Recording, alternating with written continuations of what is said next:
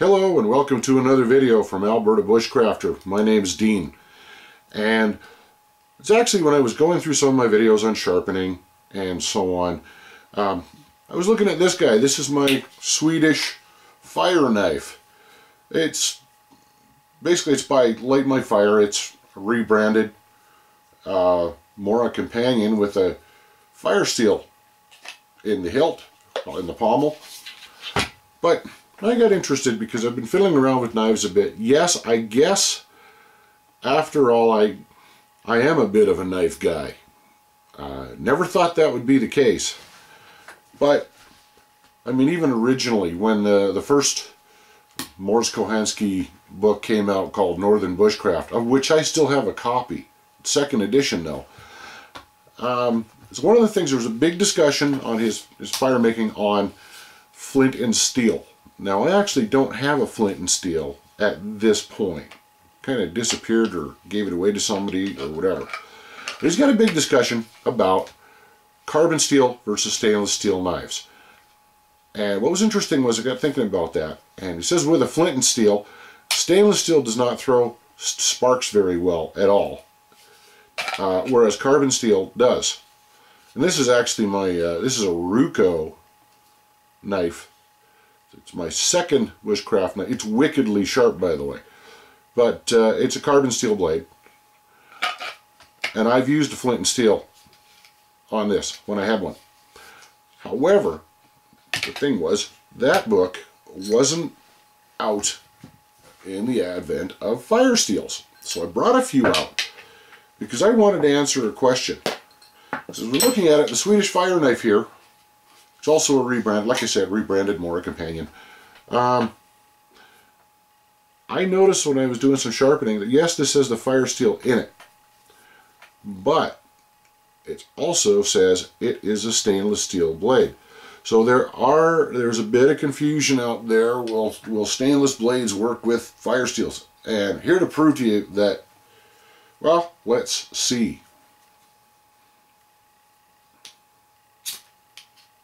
Yes, there's your answer. So, looked at it a bit more. Let's go a bit further. Let's actually try this blade with a different Firesteel. This is an original Swedish Firesteel from the year they came out. I've been saving it for ages. Yeah, works fine. Does leave a lot of residue on the blade.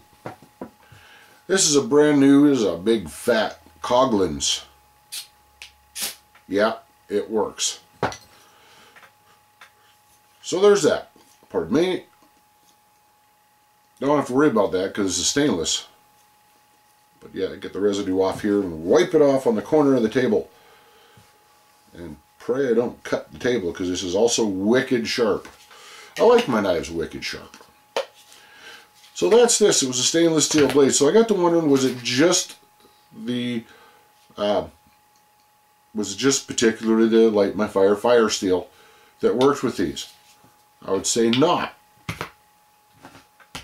So then I got this, like I said, another rebranded companion. This is a Baco carpenter knife. Let's see how it works. Not so great at all. So I got to wondering, is that because it is a different kind of stainless steel? Let's find another spot here. Actually, this is a little bit of the bottom of the blade. Yes. So the blade does not go all the way. There's a dull spot at the bottom you can use. That is sometimes on more knives. For example, the edge will go about that far and there's just maybe 5 millimeters, a little more. This is about a centimeter, half an inch, whatever. That is unsharpened and it's perfect. So yeah, let's try it on this one. Let's find a spot because this is still coated. Yes, we're getting sparks. And the nice thing, this Coglins one doesn't seem to throw as much residue. So that answers the question, and I actually researched it. It's actually any kind of metal with about a 90-degree edge will do it. Perfect example, this is a Winchester. It's made by Carolina Tools. It's 25 bucks or so. I like it because it's got that great maple burl handle, and I make pens out of maple burl when I'm making pens. But yeah, we get sparks off that too. So not every Firesteel is the same either, because again, ooh, lots of residue from the original. Yeah, not every Firesteel is the same. There are slight different compositions. I guess maybe some of the factories cut corners and some don't. But yeah, that puts to bed the rumor that I've been hearing very rarely that, oh, you can only get good sparks off a Firesteel with a stainless steel knife. Absolutely not true. That's just because, yeah, it's just any type of hard metal. Here's the key, and I'll prove it with this one. It has to be a 90-degree, just like the guys at the Pathfinder school say and everything else. Has to be a 90-degree, has to be a very sharp spine of the blade to generate a spark. But really doesn't matter how much. Here's what I'll show you, because this is the original. A lot of these Mora blades are stamped. So they're just stamped out of a piece of steel and then sharpened. So the spine on this is not 90 degrees. And I think I've got a little spot here, so I'll move to a different hand. Let's try. Yeah, on that so-called sweet spot, not getting much. And of course on the back of the blade itself, no. So there's another thing with Firesteel. Well, let's try the original Swedish Firesteel.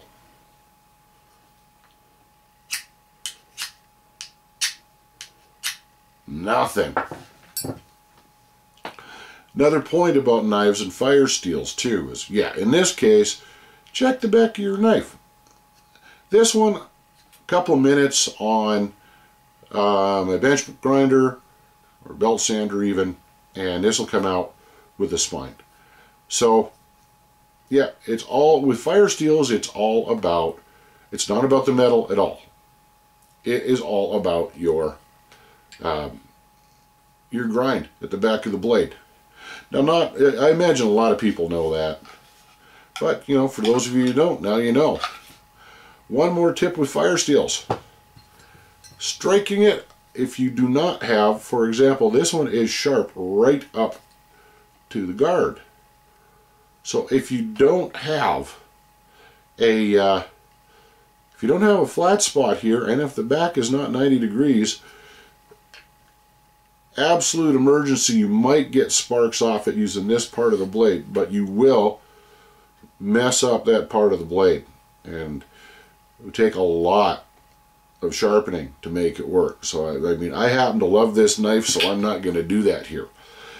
But the word there is, do not strike with the sharp part of the blade. Do not use a Firesteel with the sharp part of the blade, or you may wreck your knife.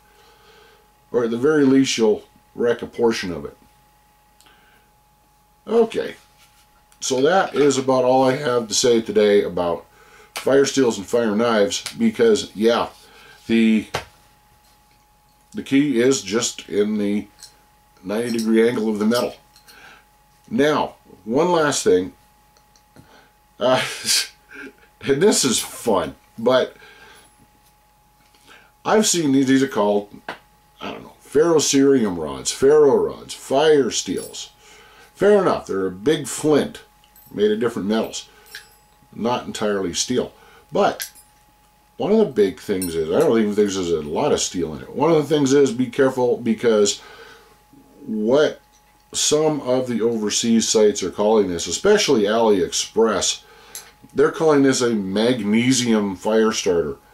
I will demonstrate it outside at some point when I'm going to go through a number of videos on how to start fires. A magnesium Firestarter is not the same. There's a bit of a ferro rod incorporated, but it's a big block of magnesium that you shave little shavings off, and then you hit it with a spark, and then it burns very brightly, and it will ignite other materials. So be careful when you're looking around. As soon as you see magnesium Firestarter and it looks like a ferro rod, well, you could just be dealing with a knockoff site. Hard to say. So, until next time, you know, I actually like the strikers. I like the back of a blade better than some of these strikers as well. The old ones were just a flat piece of metal, and they worked fine. But that's about it today. So, all we need to know about, basics about Firesteels right there, hopefully. Nothing advanced. So, I want to thank you very much for watching. This is the Alberta Bushcrafter channel. My name's Dean. Take care, and good day.